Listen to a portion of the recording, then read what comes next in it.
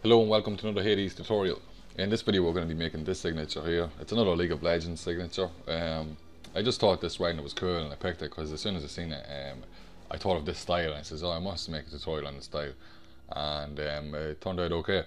I hope you enjoyed the video, and if you did, please do subscribe and share the video with your friends. And all the resources, by the way, will be in for this tutorial will be in the description on YouTube if you want to follow along. By all means do. But let's get to making the tag. So we start off by making our new document, and same as the last tutorial, we're going to choose a width of 450 and a height of 250, and we click OK. And I'm just going to fill this with black. And we take our render out. I'm going to be using another League of Legends character, and we place this in then. And take show transform controls, and we're just going to scale it down and place it in.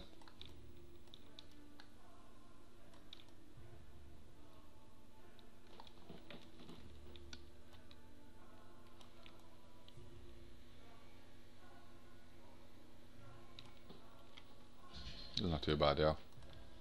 And next we will bring in our background.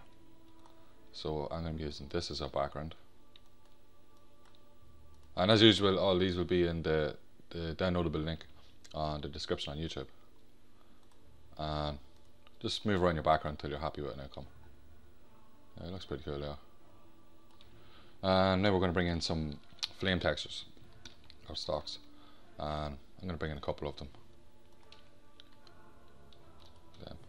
That should be enough there. And bring it in then. And I'm going to set this to linear dodge. Like that.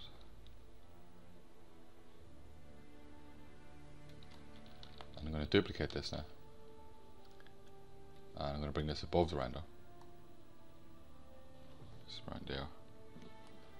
And we bring in another flame texture. This one here probably. And set this again, set this to linear dodge. And I'm going to scale this one down a bit, it's too big.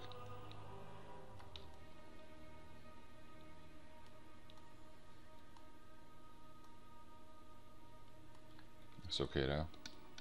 And you can use these textures a couple of times, just as long as you don't overdo it and it looks repetitive. But I'm going to duplicate this one now and bring it behind our render. Just kind of put some flames around here somewhere. That's right there. And this one over here is a little too high. I'm going to bring it down a little bit. And we'll try a different stock now. Try this one here. And we'll set this to linear dodge. And again, scale it down.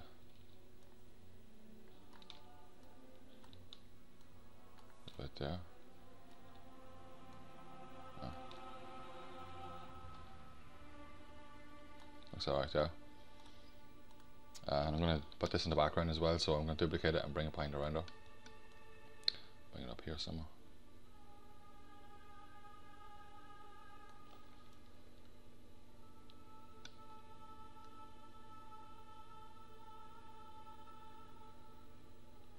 It's okay there.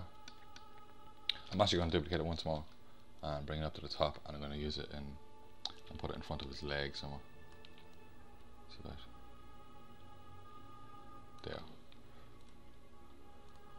And we'll try another one.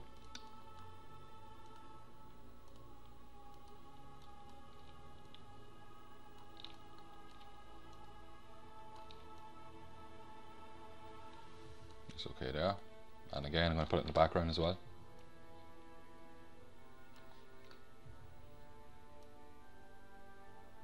So right there. And last one. Set it to linear dodge. This one's huge, so I'm going to scale it down a good bit.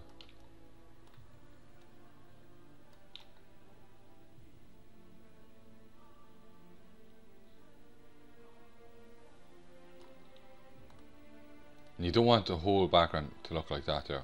You don't want too many frames, so it looks silly.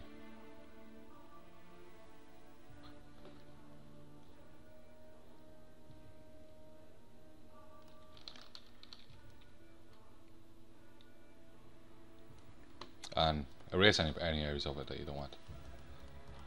Now there was one other texture I think I had that, yeah, it's like a sparkly, like cracks and all that there from fire. I'm going to put that in as well. I'm going to set this to linear dodge also, but I'm going to bring this to the top like that, and you can duplicate it and move around a couple of times.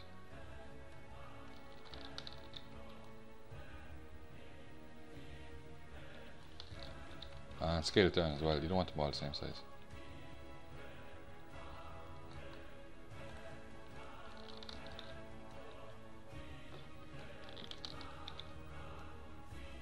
And we can add some of these in the background as well, so I'm going to duplicate it and bring it behind the render. There. That's not behind the render, where's the render? There. There. When we have this done, what we will want to do is we go to our top layer then, and we'll make a new layer on top of it. What we're going to do is we're going to apply it, so we can go image and apply image and click OK. And what we're going to do with this is we're going to go filter, excuse me, we're going to go into filter gallery, and we're going to go to distort and glass, and it kind of gives it kind of like a distortion, like a heat distortion. But I'm going to set the distortion to 10 and the smoothness to 13 and keep the scaling at 100% and the texture to frosted, and click OK. Now we will just lower the opacity of this a little bit. It's about 50%, and now we're going to click the mask button just to mask off bits in the foreground because you don't want it too prominent. And we get a brush too, and with a flow at 50, around 50%, and a soft brush, we will just mask off areas like that. Now I'm going to add in a light source. Well, there is fire all over the place, so there are technically light sources on their own, but I'm going to add another one in around the top somewhere. So I'm going to make a new layer, make it black, and set it to linear dodge, and I'm going to get me white brush and choose a height or a size around 300 and around there, and increase the flow to 100 and put in a little light source. Actually, I'm going to make it a little bit bigger. 400.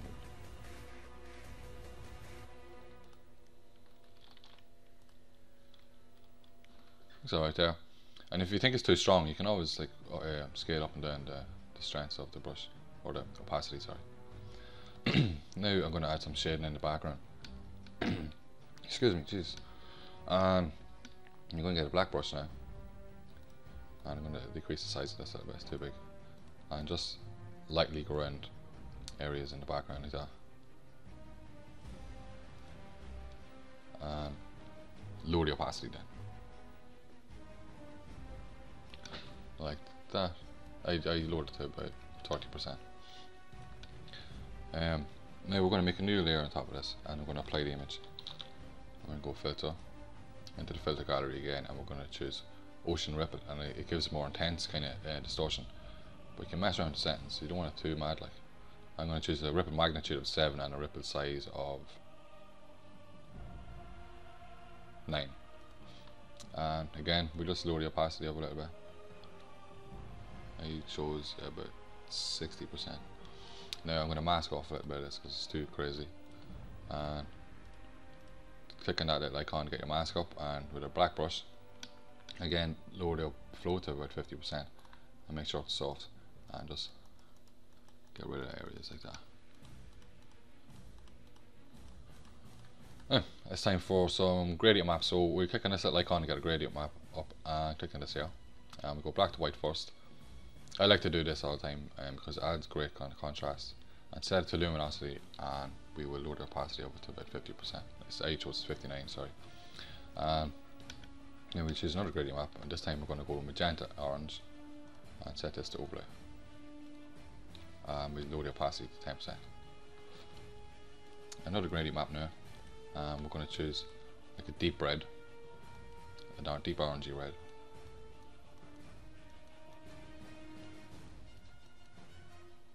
A bit redder. There. And like a bright orange.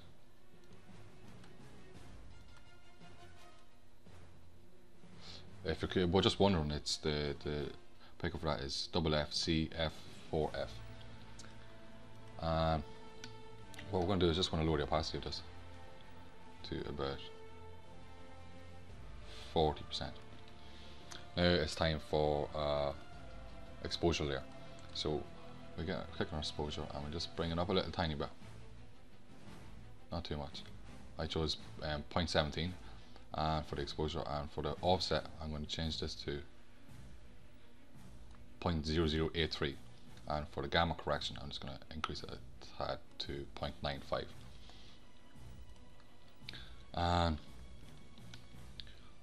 what we do now is we're going to make a new layer on top of that and apply the image, and then we will go filter, blur, and Gaussian blur, and I'm going to increase the radius to 0.6 and click OK. And then we're going to grab our mask and we're going to mask off areas again, and we're just going to get rid of stuff on the foreground like that.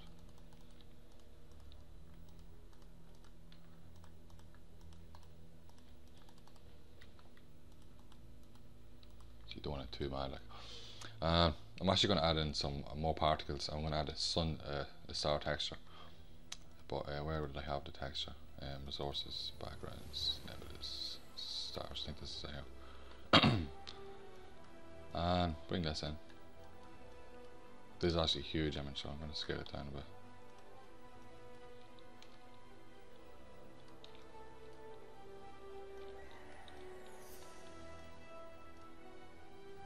Come on, it's going slow. We'd set this to linear dodge, like that. And we're going to get our mask now, so we don't want them all too strong. So we're going to lower the flow to about 14%, or say I chose 17. And I'm going to get soft brush. I'm going to increase the size of this a tiny bit, 137. I increased it to, and just try and brush off some of them so they're not too noticeable.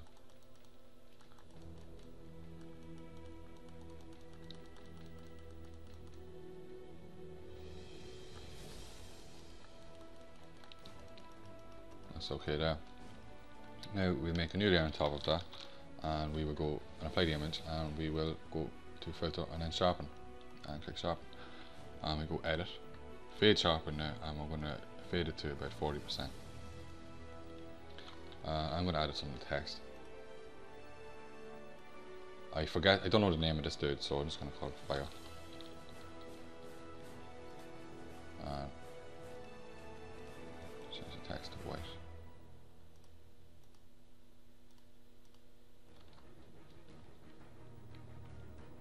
Change the font to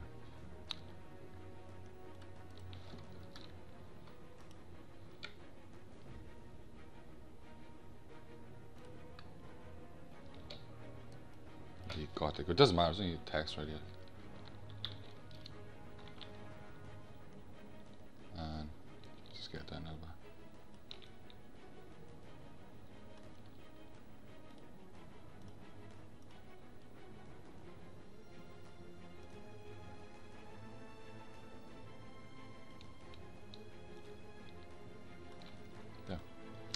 And some more text now. Sorry, demon.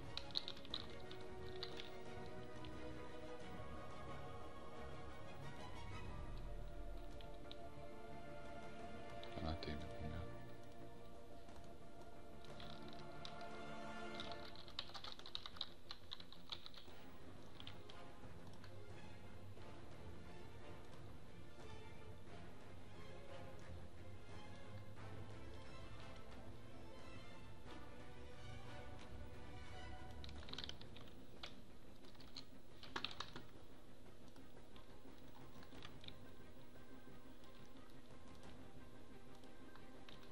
And I'm going to go into our blending options for fire texture, or the text layer, and I'm going to go click on gradient overlay and set angle to 0. And at this side we're going to pick a color that's in the tag.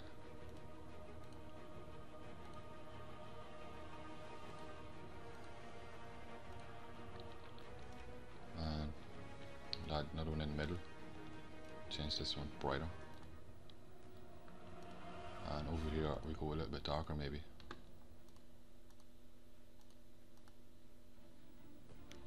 Yeah, and that's it for this. And what we will do now is we will just copy that layer style and paste it onto the fire text like that. It doesn't look that right. It's okay on that, so I'm going to change it a little bit. What colour will we pick here? Yeah, that looks okay. That's this signature. So you've reached the end of the video, guys. Short and sweet. It didn't take long to make this. It's a quick and easy tag to make with a pretty cool outcome. It's pretty nice. And I've rushed the text a little bit. If you work on the text properly and get it done right, it'll make the tag stand out and look better 10 times more than it does with that text. But just the style I wanted to show really, and I hope you learned something and you enjoyed the video.